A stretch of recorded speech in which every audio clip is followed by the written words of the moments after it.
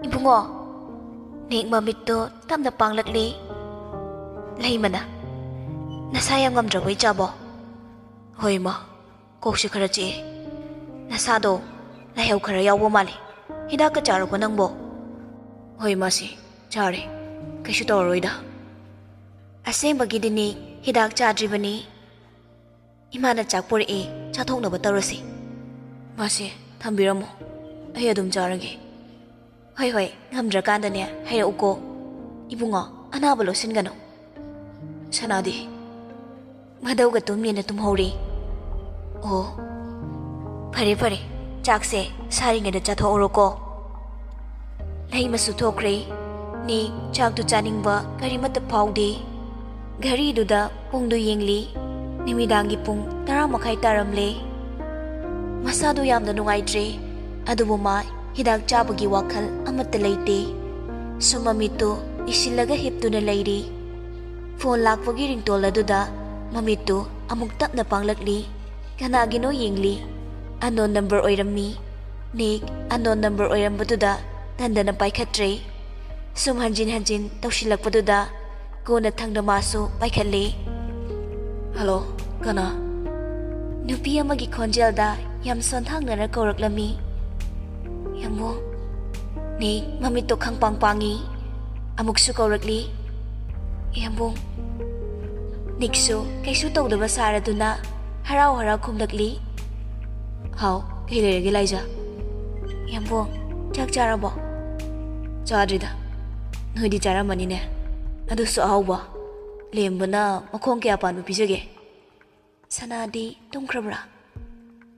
Tungre. Liza taniklaba khonjel da hairaklami. Yambo, nang aibu nungsitrabo? Khangaw dini, mitlu na madagi pirang sintharakpa. Angaw biside, kaigi nungsiroidono, ichalbo. Adugi nungsibato, nataba.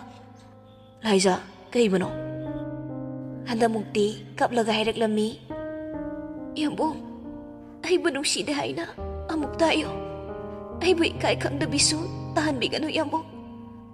Ahing duda, yambong na imamagtadalaglaga.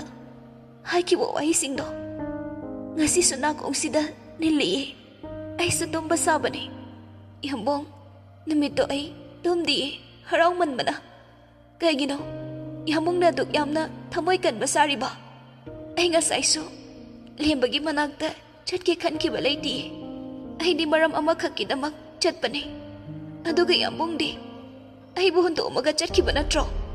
Ay di yambong mo, yam nung siye. Ato pa kanaso, nung shiro di. Yambong kakta nung siye. Ikay kang dabiniso, hay zasano. Ay di yambong mo nung siye. Nikso, kaglado na. Liza, hayo yambong. Ay ba nung siye hay na?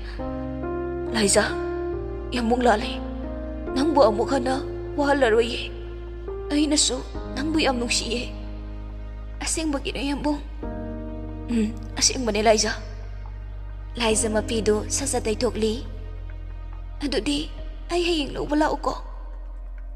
Labdoy ni, nang hausi kay lege. Iyam dilay imada di kay suhay dabra. Ay na adong hana ba sila? Nikso haraw na. Ay na, hayang at alaw wala ko. Lao. Makoy ani, ngayag titung minalayri. Liza na. Chak charabo? Charida. Kay gino, chao. Chaning di. Ay nung shira di, chao yambo. Nikso, chak tu pat chatukli. Liza sa haraw na, nik na chawagi makoldo, tazari. Loira bo? Loire, tumo. Yambong sumbigi. Kamay na. Phone do mutat ka no. Nanagta adum, tamo. Liza so, nik na hay ba dumag, tawzari?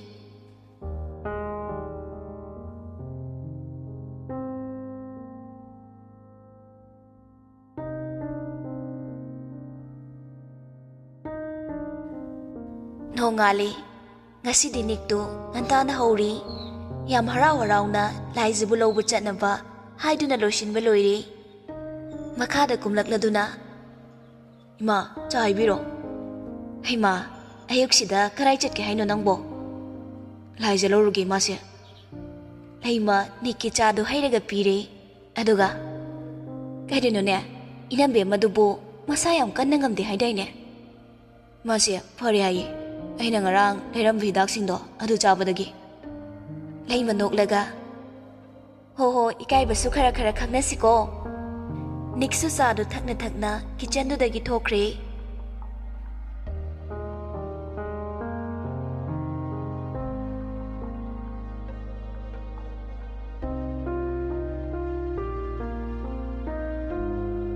ꯁꯣꯝꯗꯁꯨ ꯂꯥꯏꯖ ꯃꯤꯡꯁꯦꯜ ꯃꯃꯥꯡꯗꯨꯗ ꯂꯦꯞꯂꯒ ꯃꯁꯝꯒꯗꯨ ꯍꯥꯠꯇꯨꯅ ꯄꯥꯝꯃꯨꯕ ꯃꯍꯥꯛꯄꯨ ꯂꯥꯛꯄ ꯉꯥꯏꯔꯤ. ꯆꯤꯝꯕꯥꯜꯗ ꯃꯣꯃꯣꯏ ꯃꯤꯅꯣꯛ ꯑꯃꯒ ꯂꯣꯏꯅꯅ ꯈꯪꯍꯧꯗꯅ ꯃꯤꯠꯇꯨ ꯈꯪꯆꯣꯡ ꯆꯣꯡꯂꯛꯄꯗꯨꯗ ꯀꯩꯅꯣ ꯃꯤꯠꯁꯤꯅ ꯈꯪꯆꯣꯡ ꯆꯣꯡꯂꯛꯏꯁꯤꯕꯣ? ꯑꯩꯅ ꯍꯔꯥꯎꯕꯗ ꯃꯣꯏꯁꯨ ꯌꯥꯎꯔ ꯃꯥꯜꯂꯤ.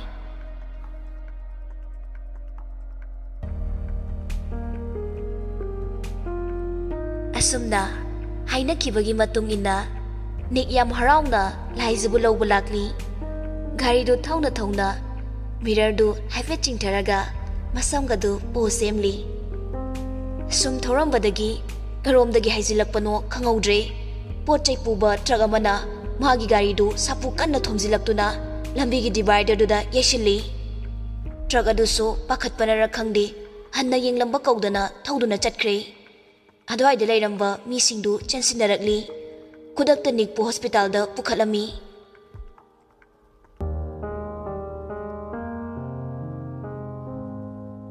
ꯁꯣꯝꯗꯁꯨ ꯂꯥꯏꯖ ꯅꯤꯛꯄꯨ ꯂꯥꯛꯄ ꯀꯧꯕ ꯂꯩꯇꯕꯗꯨꯗ ꯀꯣꯜ ꯇꯧꯁꯤꯜꯂꯤ. ꯀꯣꯜ ꯄꯥꯏꯈꯠꯂꯛꯇꯕꯗꯨꯗ ꯃꯁꯥꯗꯨ ꯀꯩꯗꯧꯔꯕꯖꯥꯠꯅꯣ ꯍꯥꯏꯅ ꯋꯥꯈꯜꯗ ꯈꯜꯂꯛꯏ. ꯂꯥꯏꯖꯁꯨ ꯉꯥꯏꯍꯥꯛ ꯂꯩꯔꯒ ꯀꯣꯜꯗꯨ ꯂꯦꯞꯇꯅ ꯇꯧꯁꯤꯜꯂꯤ. ꯀꯣꯟꯅ ꯊꯪꯗꯗꯤ ꯄꯥꯏꯈꯠꯂꯛꯂꯤ. ꯂꯥꯏꯖꯅ ꯌꯥꯝꯕꯣ ꯀꯥꯏ ꯂꯩꯒꯦ? ꯅꯨꯄꯥ ꯑꯃꯒꯤ ꯈꯣꯟꯖꯦꯜꯗ ꯍꯥꯏꯔꯛꯂꯤ. ꯏꯕꯦꯝꯃ ꯀꯅꯥ ꯑꯣꯏꯕꯤꯔꯕꯅꯣ? ꯂꯥꯏꯖ ꯉꯪꯅ ꯍꯥꯏꯔꯛꯂꯤ. ꯀꯅꯥꯅꯣ ꯅꯪꯗꯤ? ꯏꯕꯦꯝꯃ ꯐꯣꯟꯁꯤꯒꯤ ꯃꯄꯨꯗꯣ ꯇ꯭ꯔꯛ ꯑꯃꯅ ꯊꯣꯝꯂꯝꯕꯗꯒꯤ ꯑꯦꯛꯁꯤꯗꯦꯟ ꯊꯣꯛꯇꯨꯅ ꯍꯣꯁꯄꯤꯇꯥꯜꯗ ꯄꯨꯈꯠꯂꯤꯌꯦ. ꯍꯧꯖꯤꯛ ꯑꯣꯄꯔꯦꯁꯟ ꯑꯃ ꯇꯧꯗꯕ ꯌꯥꯔꯣꯏ ꯍꯥꯏꯗꯨꯅ ꯄꯨꯁꯤꯟꯈ꯭ꯔꯦ. ꯈꯪꯍꯧꯗꯦ ꯄꯥꯏꯔꯝꯕ ꯐꯣꯟꯗꯨ ꯂꯩꯃꯥꯏꯗ ꯇꯥꯈ꯭ꯔꯦ. ꯃꯁꯥꯗꯨ ꯀꯩꯅꯣꯝꯃ ꯇꯧꯁꯤꯜꯂꯛꯂꯦ. ꯄꯥꯈꯠꯄꯅ ꯍꯦꯟꯃꯟꯈꯤꯕꯅ ꯅꯤꯛꯂꯦ. ꯈꯨꯗꯛꯇ ꯂꯥꯏꯖ ꯋꯥꯟꯊꯗꯨꯅ ꯂꯩꯃꯥꯏꯗ ꯍꯩꯊꯈ꯭ꯔꯦ.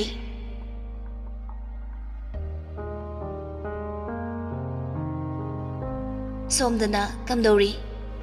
ꯗꯣꯛꯇꯔ ꯑꯃ ꯊꯣꯛꯂꯛꯇꯨꯅ ꯍꯧꯖꯤꯛꯀꯤ ꯄꯦꯁꯦꯟꯇꯨꯒꯤ ꯃꯤ ꯌꯥꯎꯕꯤꯕ꯭ꯔꯥ? ꯅꯨꯄꯥ ꯑꯃꯅ ꯌꯥꯎꯖꯔꯤꯌꯦ. ꯑꯃꯕꯨꯗꯤ ꯍꯧꯖꯤꯛ ꯄꯥꯎ ꯐꯥꯎꯅꯈ꯭ꯔꯕꯅꯤ. ꯗꯣꯛꯇꯔꯅ ꯑꯗꯣ ꯍꯤꯗꯥꯛꯁꯤꯡꯁꯤ ꯑꯝꯇ ꯂꯩꯕꯤꯔꯛꯄ ꯌꯥꯒꯗ꯭ꯔꯣ? ꯍꯣꯏ ꯌꯥꯅꯤꯌꯦ doctor.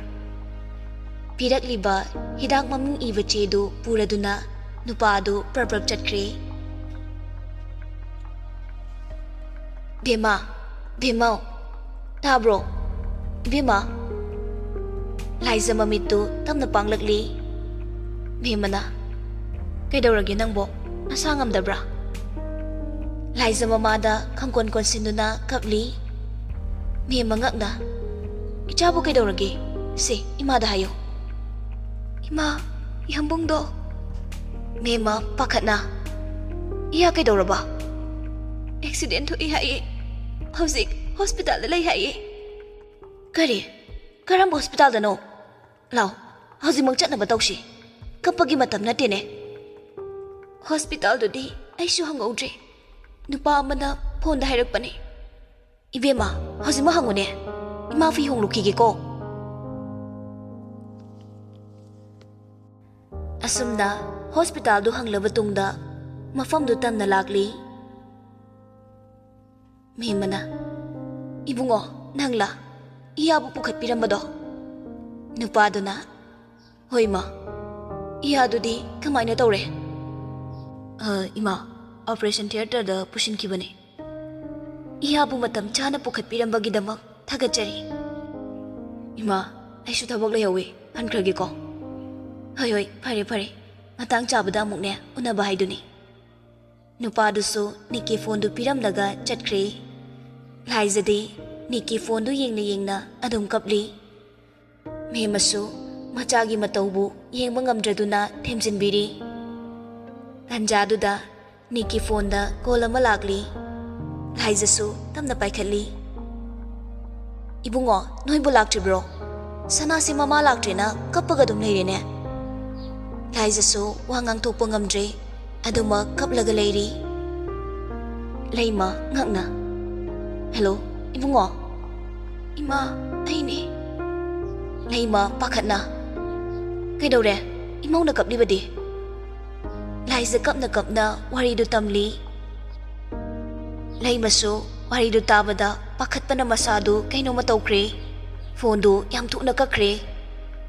Laiza di makhata na dumak operation theater dugi manakta makhada phamtharaduna kaptuna leiri. Memasu phana themnabadi hotnabani. Adubu yaba kaubudi leitre.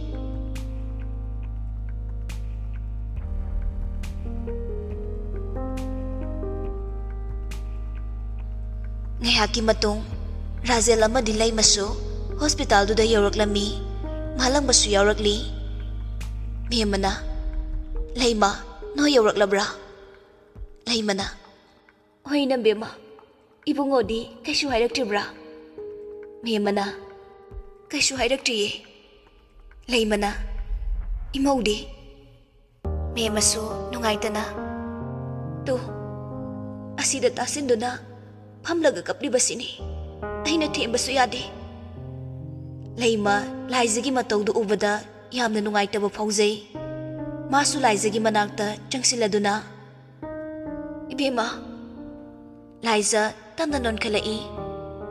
Imasi Leimasu kapningbadu faziladuna to ose kapkano ibungodo kaishu tawroyi. Laiza hena kablakli. Imasi ay yambungbu yam nungsiye. Aygi yambung kaishu tawba yaroi. Tawroy nangi yambung kaishu tawroyse. Kapkano ba imasi ne yengba ngamdre.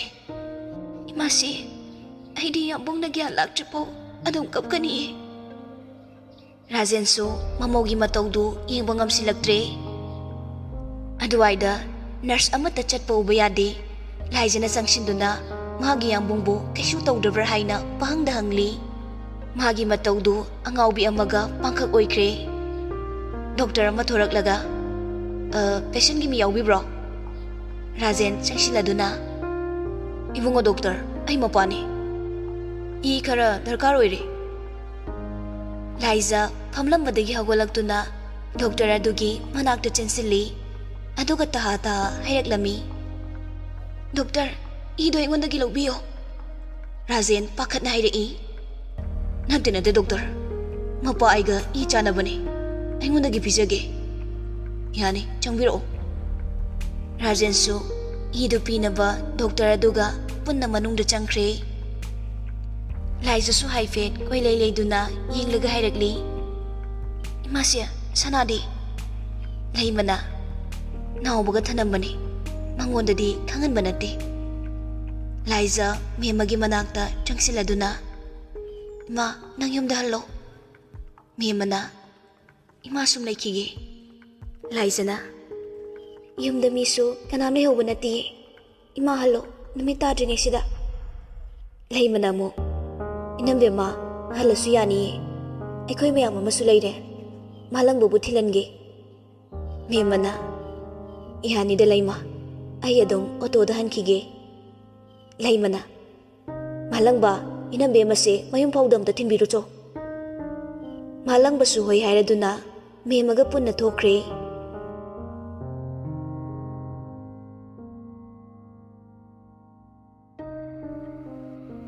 Ngai hakki matung Rajensu ibiram laga thorakle. Laizadi machi amada tatsinduna unglaga miludagi pirang sin pungdi asum haujinki nikri operation di sukloi loiramde. Doctor singna pau mata piraktrabada makoi singsu matha sanare. Rajen matha sana hangat handa sum chatuna lei. Leimasu Laizabu themjinbinaba honari. Machani karigi waroi masu kapninglibani adubu laizagi khalaga awaba sakpamdi kaya uthokte. Matamsu sumsum haujinkre Numidangi pung 8 magtarakpa adwaida doctor so operation loiraduna thorakli. Rajena, doctor kamai tawrage? Doctor ngayakti tumina layraga kumlakli. Kaisu waningai oidre adubu Rajen pakhatna. Doctor haibiyo. Hauzi makidi gyan lakiroi. Kokta sokpana maram oiraga matam kharadi changani. Rajena haibirisibu doctor. Pakhatpigano. Hayeng phawbagi manungda soidana gyan lakani. Laibak fabana magida seatbelt faba oirmale. Madunasu kahena su ogdabani. Rajen harauna. Thank you doctor. Makutu soknari. Lay mama di laijasu doctor gi warol tabada harauzare. Rajena. Ado doctor. Aigi chaki manakta changbu yaradra. Yani changbiyo. Doctor na yare hek haibaga laija pantaba togdana magi yambunggi manaktamna chensinkre.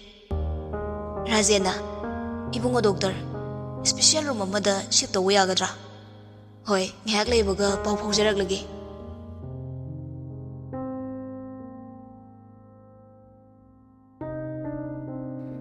Liza Niki nakalda famladuna mamayadu tamna fi amana nanthokpiri.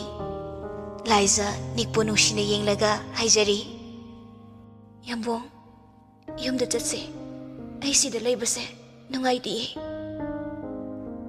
Rajen ga leimagaso kaduda changlakte thongjilduda leplaga leiri. Asumda Nikso special room amada sip tawri.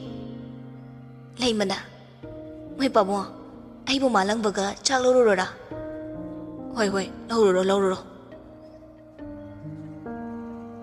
Lai maso malang baga chak lawba mayum da chatkre. Lai jadi magi yambunggi manaktagi suyen hendo kidre. Adumak manakta pamlaga sangduna leiri.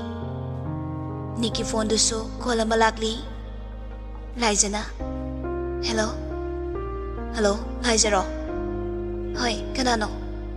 Aine dapun sibane. Oh, dapun siba ke haige. Sir do paum tai chumro. Liza yam nungaitana. Chume. Haujipo kamai torage. Kya lakchi. Kyam soke. Khangdi makokse manage loine yele. Oh, aisu Pinky ga hayeng laki. Hoi. Pinky page pahelake ko. Pinky na. Liza. Kamai torino? Ai di pau taba su kuidre. Truck amana thomlamboy ra male. As antopagi dasani. Khangde da Pinky. Ai di pang papa khale. Liza, kesu hena khanjin ganu se. Kesu toroi. Pinky, ai thamage. Ahing la ko. Hoi. Asum da moiso phone do thamna kre. Pung mapan tarakpa adwaida. Lai masu chak puraga lakli. Lai mana. Liza chak sana batokshi se. Liza na. Imasi papunga hana chabiro. Ai ko na charage. Madu yade. Lao. Imasi gane puna charasi. Lai masu Rajen gi sak saruk ama tongana sembire. Aduga Liza moy anisu puna chaminare. Liza so lai mana yamandabadagi. Chaning da khara de chasile.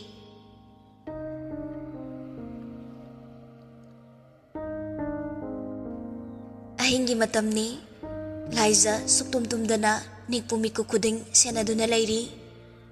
Rajena so masang lagi tumu haibani. Adubu Liza di yaba kauba leite. Ahing adu Liza mikup amata tumthadana adumak haukre.